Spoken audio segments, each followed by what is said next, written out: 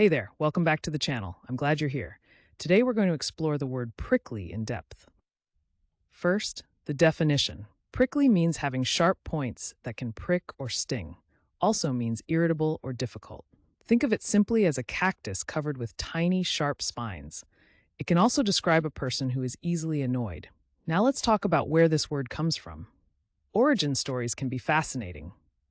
Prickly traces back to Middle English. Prickly, meaning full of small, sharp points. Over time, it's been used by English speakers mainly to describe plants and feelings. The word has carried through history and still shows up today in surprising ways. So how do you use prickly in everyday language? Let's go through some examples. Correct example 1. The cactus has prickly spines that protect it from animals. Correct example 2. She was feeling prickly after a long day at work. And just for fun, here's a playful wrong example. I tried to prickly my coffee, but it didn't go well. See how context makes a big difference? Using prickly correctly helps your meaning come across clearly, while using it wrong can sound confusing or just funny. Quick recap. Prickly means having sharp points or being irritable.